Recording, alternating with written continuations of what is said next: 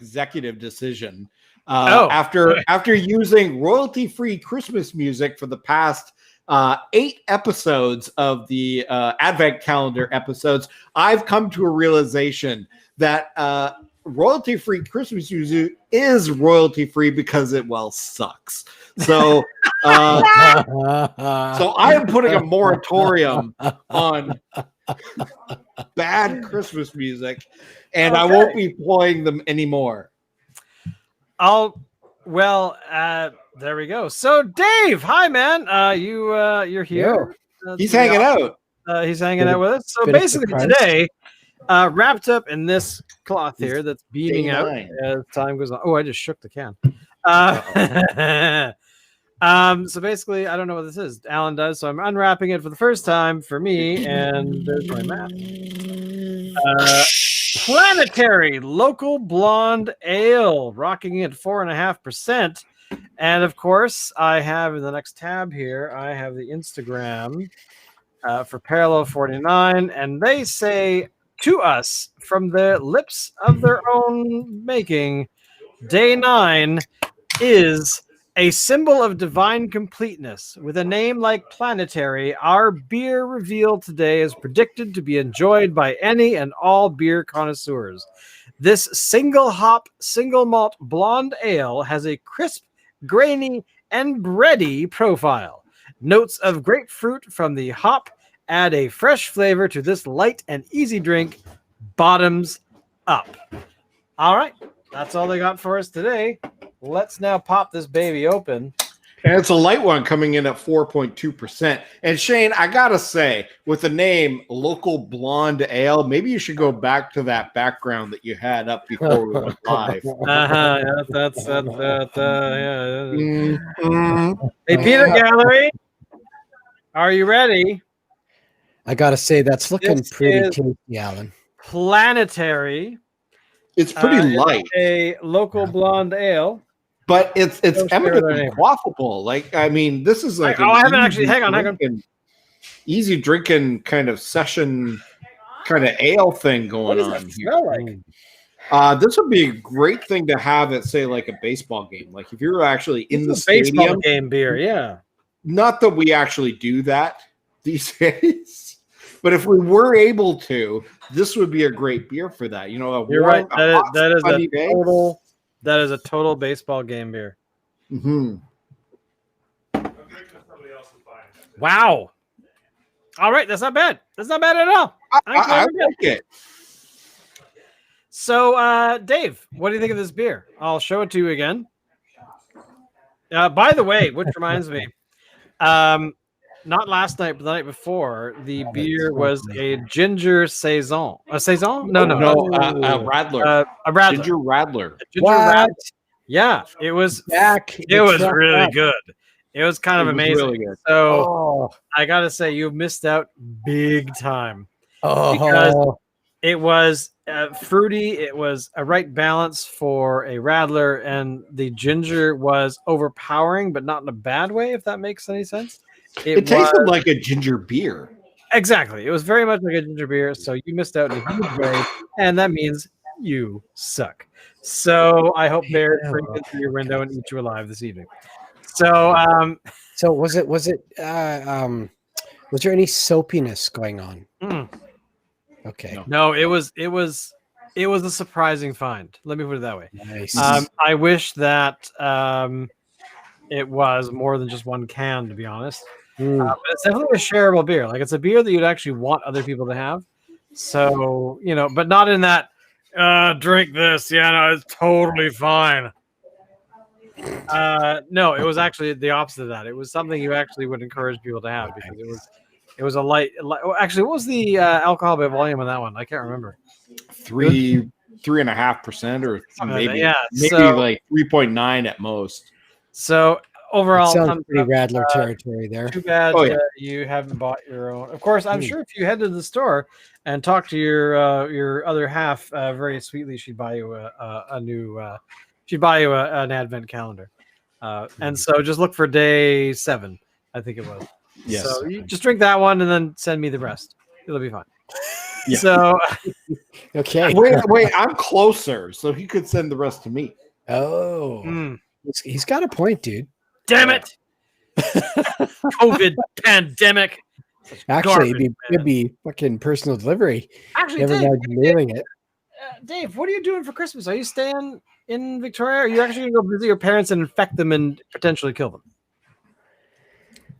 Well, I was leaning towards the infection and potential death, but I don't know. I don't know. Because I know officially you are a bad man. Yeah, here's the thing. Officially, and I think I'm not going anywhere. Yeah, you should not be going anywhere, because here's the thing: is there are neighbors that I have that have told me in person that they have been, how shall I say, socially bad. That they have broken down and they have gone off to hang out with friends. Like, it's not like they were like, I'm gonna take my dick out and stroke it on the public streets and then find anyone who'll have me. No, you can't do that anymore. They were hanging out with people they normally haven't hung out with, and other people. So friends of friends, that kind of stuff. So they were not socially distancing. They were hanging out with people they don't normally hang out with. And so that actually got me thinking, because I don't want to say that they were being stupid. Granted, yes, they were kind of being dumb, but I also understand, because there are times, during this whole pandemic, that people reach a point where they're just frustrated enough where they make a bad decision. They say, I'm going to go to that bar and I'm going to spit on everybody that's there, and I'm going to be totally naked, and I'm going to do 75 push-ups followed by 170 what are these the thing burpees, jumping jacks, burpees, whatever, where they bring in more air and anyway. So the point is that I understand that whole what is the point? I don't know what the point is, but essentially Julian, everybody, but essentially because they've done that, it sort of illustrates that whole thing where I might be as safe as I can. But then I turn around and I hear these things of individuals that I would be, that are in my bubble per se. But they've gone off and done that kind of stuff. Now, granted, they heard. I heard about it mainly because they were frustrated and they were seeking advice or just talking about it. And what can you do? But by that time, you already have been told that they've done these things after the fact. So, you've been hanging out with them for 3 or 4 days, and they're like, oh yeah, no, last week I was really bad. I went to this bar and I hung out with a bunch of people I hadn't seen in a while, and we stayed there. We didn't have masks. So stuff that's totally understandable. Not 100% smart in a pandemic, but understandable. So that got me thinking about, what if I've run into that when I didn't know it, and then I decide, oh, you know what? Yeah, I'm going to go to Victoria. I'm going to go hang out. But there's that small chance, even though I don't feel unwell or I am affected or whatever.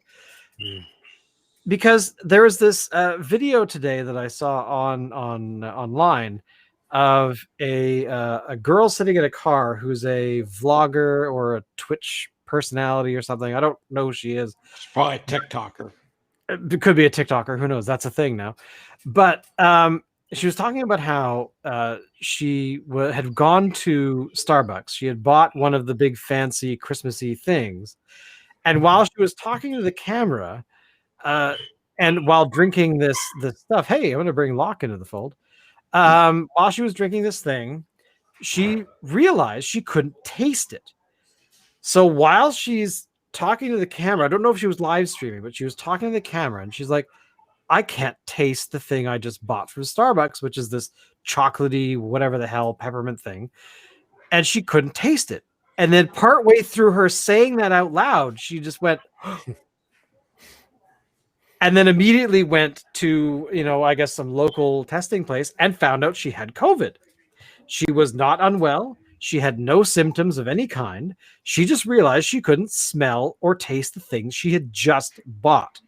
So by that point, you've already had the disease for a couple of, at least 2 or 3 days or 5 days or whatever it is. by that particular symptom, I gather, showing up. It's supposed to be like 4 or 5 days. So she'd had it for almost a full week without realizing it. And that's my concern. That maybe I'm healthy enough that I kind of go, blah, blah, blah, blah, double, whatever, and I'm fine. And then going to Victoria going, oh, I'm fine, and then getting there. And then my parents who are in their 70s being like, oh, COVID, that would be like the worst outcome in my life, that I walk home, I get home to hang out and during the holidays.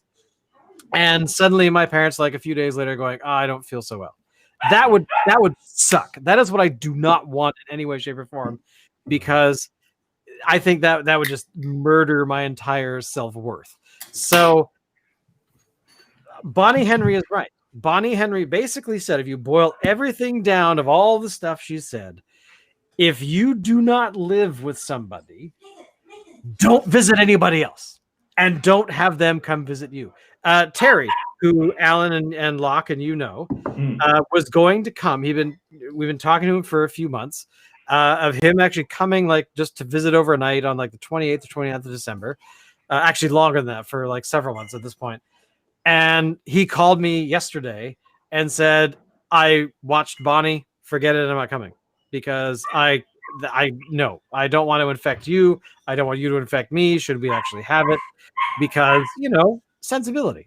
So basically, this is my long-winded story of Dave, stay home. Don't go to Black Creek. Don't go anywhere. And basically what we're saying is worth it. Drink is it, that we like the Planetary Local Blonde Ale Day 9 in the It's a Wonderful Time for a Beer Advent calendar. We'll be back in 5 minutes for the real show. The Advent is done for the day. Come check out the Advent tomorrow with Day 10. Locke, Dave, don't you dare go anywhere.